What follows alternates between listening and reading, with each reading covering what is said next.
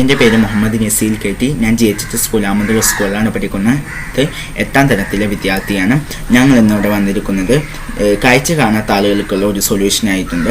നമുക്കറിയാം, നമ്മുടെ ലോകത്ത് തന്നെ എത്രത്തോളം ആളുകൾ കാഴ്ച കാണാതെ ബുദ്ധിമുട്ടുന്നുണ്ട്. അവരുടെ ഓരോ പ്രവൃത്തി ചെയ്യണമെങ്കിലും അവർ എത്രത്തോളം സമയമാണ് എടുക്കുന്നത് എന്ന് നമ്മൾ ചിന്തിച്ചിട്ടുണ്ടല്ലോ. ഇതിനൊക്കെ ഒരു സൊല്യൂഷനായിട്ടാണ് ഞങ്ങൾ ഇന്നിവിടെ വന്നിരിക്കുന്നത്. ഞങ്ങളുടെ ഉപകരണത്തിൻ്റെ പേര് എന്ന് പറഞ്ഞാൽ നിസിൽ നിക്സ് ഐ എന്നാണ്. ഈ ഞങ്ങളുടെ ഉപകരണത്തിന് വേണ്ട സാധനങ്ങൾ എന്തെല്ലാമാണെന്ന് ഞങ്ങൾ പറഞ്ഞുതരാം. അതായത് ഒന്നാമത്തെ ഉപകരണം എന്ന് പറഞ്ഞാൽ ഒരു ഗ്ലാസ്സാണ്, ഒരു കൂളിംഗ് ഗ്ലാസ് പോലത്തെ ഒരു ഗ്ലാസ്. ആ ഗ്ലാസിൻ്റെ തൊട്ട് മുമ്പിലായിട്ട്, അതായത് രണ്ടാമത്തെ ഉപകരണമാണ്, ഗ്ലാസിൻ്റെ തൊട്ട് മുമ്പിലായിട്ടാണ് ഒരു ക്യാമറ ഫിക്സ് ചെയ്യാനുണ്ട്. അതുപോലെ തന്നെ ആ ക്യാമറ കഴിഞ്ഞതിന് ശേഷം റെറ്റിനയിലെ തൊട്ടു പിറകിലായി ഘടിപ്പിക്കാവുന്ന ഒരു സ്റ്റിമുലേറ്റർ മൊഡ്യൂളും അതുപോലെ തന്നെ ചെവിയുടെ തൊട്ടു പിറകിലായി ത്വക്കിൽ ഘടിപ്പിക്കാവുന്ന ഒരു കമ്മ്യൂണിക്കേഷൻ മൊഡ്യൂളുമാണ് ഞങ്ങൾക്ക് വേണ്ടത്. ഇത്രയും ആവശ്യം ഉപയോഗിച്ചാണ് ഞങ്ങൾ ഈ ഉപകരണം ഉണ്ടാക്കാൻ തീരുമാനിച്ചത്. എങ്കിലും ഞങ്ങൾ മഞ്ചേരി നേത്ര ഓപ്പറേഷൻ തിയേറ്ററിലെ ഡോക്ടറുടെ സഹായത്തിൽ ഇതൊന്ന് ചോദിച്ചു നോക്കി. ഡോക്ടർ 2.5 മണിക്കൂർ ഈ കാര്യം വായിച്ച് മനസ്സിലാക്കിയതിന് ശേഷം എന്നോട് ഫീഡ്ബാക്ക് തന്നത് ഇങ്ങനെയാണ്: മോനെ, റെറ്റിനയിൽ ഘടിപ്പിക്കുന്നതിനേക്കാൾ നല്ലത് ആ വയസ്സ് ഡയറക്റ്റ് ലാപ്പിലേക്ക് അയച്ചു കൊടുക്കുക. ലാപ്പ് അത് കൺട്രോൾ ചെയ്തിട്ട് അദ്ദേഹത്തിൻ്റെ ബ്രെയിനിലേക്ക് എത്തിച്ചു കൊടുക്കുന്ന സിസ്റ്റം ഉണ്ടാക്കി കഴിഞ്ഞാൽ ഇതൊന്നും കൂടി വിജയകരമാവും. കാരണം റെറ്റിനയിൽ ഘടിപ്പിച്ചാൽ ഒരു അന്യവസ്തു റെറ്റിനയിൽ ഘടിപ്പിക്കുമ്പോൾ ഉണ്ടാകുന്ന അദ്ദേഹത്തിൻ്റെ പ്രയാസം അത് വല്ലാത്തൊരു പ്രയാസമാണെന്ന് ഡോക്ടർ പറഞ്ഞിരിക്കുകയാണ്. അപ്രകാരം തന്നെ ഞങ്ങൾ ഇത് ഒന്നും കൂടിയും അപ്ഡേറ്റ് ആക്കി.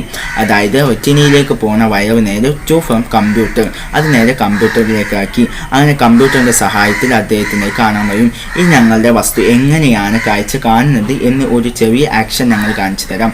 അതായത് ഈ നമ്മൾ മുമ്പിലെ ക്യാമറ മുന്നിൽ നടക്കുന്ന വസ്തുവിൻ്റെ ഫോട്ടോ എടുത്തിട്ട് അത് നേരെ നമ്മുടെ ബ്രെയിനിലേക്ക് അയച്ചു കൊടുക്കുന്നതായിരുന്നു ഞങ്ങൾ ആദ്യത്തെ സിസ്റ്റം. പക്ഷേ ഡോക്ടറുടെ പ്രകാരം മുന്നിൽ നടക്കുന്ന കാര്യത്തെ നേരെ ലാപ്പിലേക്ക് അയച്ചു കൊടുത്ത് ആ ലാപ്പ് അവിടെ വെച്ച് കൺട്രോൾ ചെയ്തിട്ട് അത് നേരെ എന്ത് ചെയ്യുന്നു, അദ്ദേഹത്തിൻ്റെ ബ്രെയിനിലേക്ക് അയച്ചു കൊടുക്കുന്നു. കാരണം അങ്ങനെ അയച്ചു കൊടുത്താൽ അദ്ദേഹത്തിന് അതൊരു സ്വപ്നം വഴി കാഴ്ചയാവുകയാണ് ചെയ്യുക.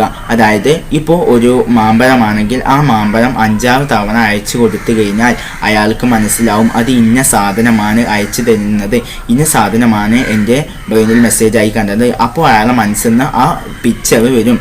അങ്ങനെ അത് കാഴ്ചയാവാനാണ് സാധ്യത എന്നാണ്, അതാണ് ഞങ്ങളുടെ ആശയം. അപ്പോൾ ഈ ആശയമാണ് ഞങ്ങൾ ഉണ്ടാക്കിയത്. ഇത് വിജയിക്കുമോ എന്ന് എനിക്കറിയില്ല, എങ്കിലും ഞാൻ ഇത് എഴുതിയതാണ്. അപ്പോൾ നമ്മളെ ലോകത്ത് തന്നെ ഇത്രയും കണ്ണ് കാണാത്ത പാവപ്പെട്ട ആളുകളുണ്ട്, അവർക്കൊക്കെ ഇത് യൂസ്ഫുൾ ആവും. ഇത്രയും പറഞ്ഞുകൊണ്ട് ഞാൻ അവസാനിപ്പിക്കുകയാണ്. Thank you.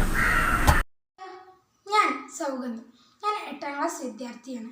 ഞാൻ GHS സ്കൂൾ പുലാമന്തോളിയിൽ പഠിക്കുന്നു. ഞാൻ ഇന്ന് നിസിൽ നിക്സ് ഐ ഉപകരണത്തിൻ്റെ ന്യൂനതകളെക്കുറിച്ച് പറയാനാണ് വന്നിരിക്കുന്നത്. ഞങ്ങളിതിൻ്റെ ന്യൂനതകൾ വലിയ ഡോക്ടർമാരോട് ഞങ്ങൾ വിശകലനം ചെയ്തപ്പോൾ അവർ പറഞ്ഞു, ഇത് അന്യവസ്തു മനുഷ്യ ശരീരത്തിലേക്ക് വയ്ക്കുമ്പോൾ ഇൻഫെക്ഷൻ, നീർക്കെട്ട് തുടങ്ങിയവ മനുഷ്യ ശരീരത്തിൽ ഉണ്ടാകും.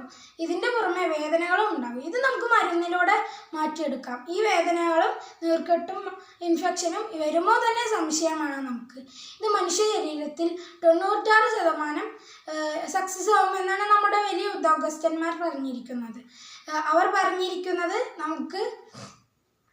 നമുക്ക് ഈ ശരീരത്തിൽ ഇത് നന്നായി പ്രവർത്തിക്കുമെന്നാണ്.